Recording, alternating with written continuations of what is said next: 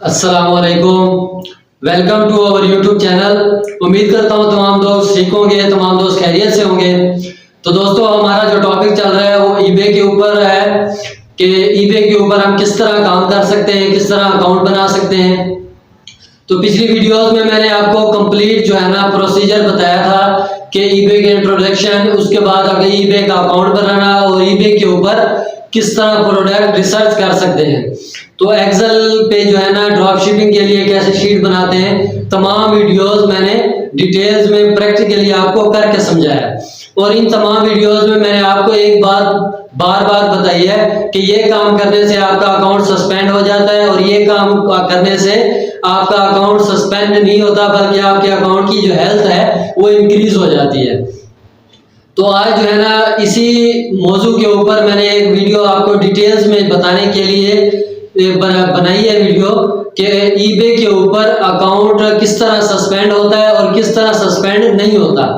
तो account eBay के इससे पहले मैं एक बात आपको क्लियर कर दूं कि आप जो ईबे के ऊपर काम करते हैं तो ईबे की भी अर्निंग होती है। आप जितने प्रोडक्ट सेल करते हैं उसमें परसेंटेज प्रॉफिट ईबे का भी होता है।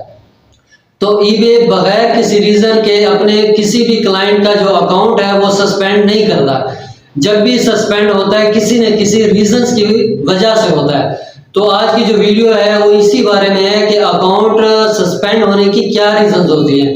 मैं आपको मुकम्मल वीडियो में डिटेल के साथ एक एक चीज समझाऊंगा कि क्या क्या चीज जो है ना, कौन कौन सी रीजंस होते हैं ईबे की अकाउंट सस्पेंड होने के, क्या क्या रीजंस होते हैं, मैं आपको डिटेल में समझाऊंगा एक एक चीज।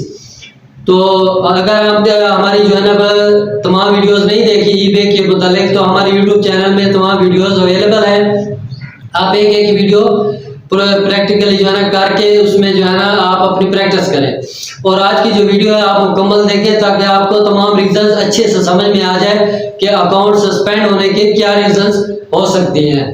तो वक्त को ज़ाया के बगैर चलते हैं लैपटॉप की स्क्रीन पे, वीडियो शुरू करते हैं। इससे पहले अगर आपने हमारा चैनल सब्सक्राइब नहीं किया, लाइक नहीं किया, तो हमारे चैनल को सब्सक्राइब करिए और लाइक कीजिए। तो चलते हैं वीडियो की तरफ, वीडियो शुरू करते हैं। ये सारी वीडियो को लास्ट तक जरूर देखना है ताकि आपका जो अकाउंट है वो सस्पेंशन से बच सके। जी तो सबसे पहले जी आपके पास फास्ट ग्रोथ के आपका जो अकाउंट है उसकी ग्रोथ जो है वो बहुत ज्यादा फास्ट नहीं होनी चाहिए। अब इसमें क्या होता है कि आपको डेफिनेटली पता है कि जब भी आप कोई बिजनेस स्टार्ट करते हैं तो ऐसा नहीं होता कि दूसरे माह ही जो आपका प्रॉफिट है वो 10 टाइम्स जो है वो इंक्रीज हो जाता है कि अगर आपने पहले माह के अंदर 1000 कमाया तो अगले माह के अंदर आप डायरेक्ट 2-3 लाख नहीं कमा सकते। आहिस्ता आहिस्ता से आपका जो बिजनेस है वो ग्रो होता है। तो ईबे भी आपकी यही चीज चेक करता है कि अगर आपका पहले माह का जो प्रॉफिट है वो $1000 है और अगले माह जो है वो आपका प्रॉफिट जो है वो $10,000 हो गया, तो इसका मतलब है कि आपने कोई फेक काम जरूर किया होगा, क्योंकि ये एक यूनिवर्सल ट्रूथ है कि आपका काम जो है वो इतनी जल्दी से इतना ज्यादा ग्रो नहीं हो सकता। ये हो सकता है कि $1000 से आप जो है वो अगले माह में $1500 या $2000 पे चले जाएं, तो ये बात ईबे को भी समझ आती है। अगर आपकी जो इनकम है वो बहुत ज्यादा इंक्रीज हो जाएगी तो आप ईबे की जो है वो हिट लिस्ट में चले जाएंगे, तो वो फिर ज्यादा नजरें आप पे रखेगा, वो चेक करेगा कि आपने क्या काम किया है, क्यों आपकी जो ग्रोथ है वो इंक्रीज हुई है, तो आप नजरों में आ जाएंगे। तो एक तो काम आपने ये करना है, अगर आप अपना काम जो है वो ईमानदारी से करते रहेंगे तो फिर आहिस्ता आहिस्ता ग्रेजुअली आपकी जो है वो ग्रोथ होती रहेगी। ठीक है जी। अच्छा जी, सेकंड है जी आपके पास कस्टमर सर्विसेज। आपकी जो कस्टमर सर्विसेज है ना वो बहुत अच्छी होनी चाहिए। इसका मतलब ये है कि आपके जो कस्टमर्स की जो कंप्लेन्स है, जो उनका जो फीडबैक है वो आपके रिलेटेड जो है वो नेगेटिव नहीं होना चाहिए। आपने जो प्रोडक्ट उसे भेजनी है अमेज़न से लेके जो उसे डायरेक्ट उसके तरफ आपने भेज देनी है वो आपने जरा अच्छी भेजनी है। ठीक है, वो आपने खुद भी पहले उसे स्टडी कर लेना है कि ये प्रोडक्ट अच्छी है या नहीं है। आपने अमेज़न के ऊपर वो जो प्रोडक्ट है उसके फीडबैक्स भी चेक कर लेने हैं, फिर आपने अपने ईबे के ऊपर उसकी लिस्टिंग करनी है, क्योंकि अगर अमेज़न के ऊपर उसके फीडबैक बुरे होंगे तो फिर डेफिनेटली आपका जो ईबे का जो आपका क्लाइंट है वो भी आपको जो है वो बुरे रिव्यूज दे के जाएगा। तो आपने जो है अपने कस्टमर को खुश रखना है हमेशा, कि उसकी बात जो है वो आपने ऑन करनी है, हमेशा उसे जल्दी रिप्लाई करना है। अगर वो आपसे रिटर्न का कहता है या कोई भी इस तरह का मसला है, वो आपसे कोई बात करना चाहता है, कोई उसकी कंप्लेन है, तो आपने उसकी बात का जल्दी रिप्लाई करना है। अच्छा जी, इसके बाद है जी थर्ड हमारे पास ट्रैकिंग नंबर।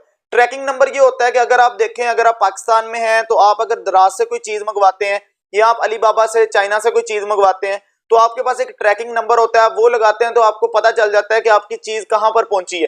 कितने दिन में आप तक पहुंच जाएगी। तो आपने ट्रैकिंग नंबर भी उसे देना है, ठीक है। तो आपने ट्रैकिंग नंबर जब उसे देंगे तो वो भी चेक कर लेगा, क्योंकि जब आप ट्रैकिंग नंबर नहीं देंगे तो वो फिर समझेंगे कि ये हमसे कोई फेक काम कर रहा है और ये कोई ड्रॉप शिपिंग टाइप इस तरह का काम कर रहा है, क्योंकि रूल्स के मुताबिक ड्रॉप शिपिंग जो है वो अलाउ नहीं है। तो हमने उसे पता नहीं लगने देना कि हम ड्रॉप शिपिंग कर रहे हैं, उसे यही लगना चाहिए कि ये जो प्रोडक्ट है ये पाकिस्तान से उसके पास जा रही है जी। तो इसके बाद अगर नेक्स्ट पॉइंट की बात करें तो वो है जी नॉट प्रोवाइडिंग इनवॉइसेस, कि अगर आपसे ईबे जो है वो क्वेश्चन कर लेता है कि आप अपने प्रोडक्ट के इनवॉइसेस दें, आप अपने प्रोडक्ट के बिल दिखाएं कि आपके पास कितनी क्वांटिटी पड़ी हुई है, तो आपके पास वो बिल होने चाहिए। वो पूछ सकता है आपसे, वो तब पूछेगा जब आप हिट लिस्ट, तो हर बंदे के ऊपर वो नजर नहीं रख सकते, वो नजर आपके ऊपर तब रखते हैं जब कोई आप जो है उससे हेरा फेरी करते हैं, कोई काम जो है आप फेक करते हैं, तो फिर आपका जो अकाउंट है वो उनके एल्गोरिदम्स जो हैं वो चेक कर लेते हैं कि ये जो अकाउंट है ना ये पंगे ले रहा है हमारे साथ, ये जो है ये मसला खराब कर रहा है, काम को खराब कर रहा है। फिर वो आपके ऊपर कड़ी नजर रखते हैं। जब आपकी कड़ी नजर आपके ऊपर रखते हैं तो आप फिर फंस जाते हैं उसमें। तो आपने कोशिश करनी है कि आपके ऊपर जो है वो कड़ी नजर ना रख सकें बस, ठीक है जी। अच्छा जी, इसके बाद अगर हम बात करें नेक्स्ट, तो वो कह रहे हैं जी कि do not upload copyright product. तो कोशिश करनी है कॉपीराइट जो प्रोडक्ट है वो आपने नहीं वहां पर करनी। मतलब अगर आपकी सेम टू सेम कोई चीज है आपके पास ईबे के ऊपर है या आपके पास अमेज़न के ऊपर है, आप उसकी वही तस्वीरें वही सब कुछ उसका टाइटल वगैरह लिख देंगे तो वो डेफिनेटली आपके लिए थोड़ा सा मुश्किल होगा। वैसे लोग तो बेहतर यही कहते हैं कि आप प्रोडक्ट को मंगवा के खुद उसकी तस्वीरें खींच के वो अपलोड करें, ताकि ईबे को पता ना चले, क्योंकि ईबे के जो एल्गोरिदम्स वगैरह होते हैं वो चेक कर लेते हैं, उन्हें पता चल जाता है कि ये चीज फलां जगह से जो है इसकी पिक ली गई है, ठीक है जी।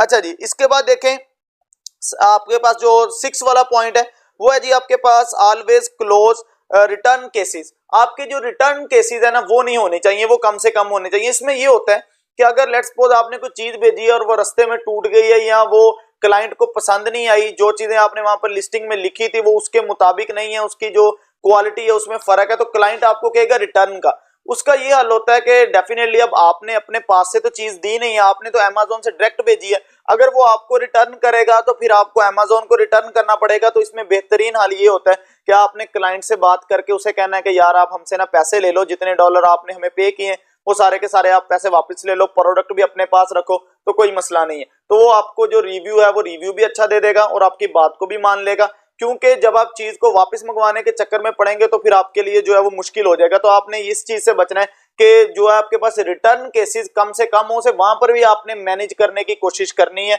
वो मैनेज आपने जब उसने आपको मैसेज करना है कि मुझे ये चीज पसंद है, आपने वहीं पर उसे मैनेज कर लेना है कि वो रिटर्न वाले ऑप्शन के ऊपर जाए ही ना, वो प्रोडक्ट भी अपने पास रखे, आपने बाहर से उसे पैसे दे देने और आपका जो काम है वो सेट हो जाएगा।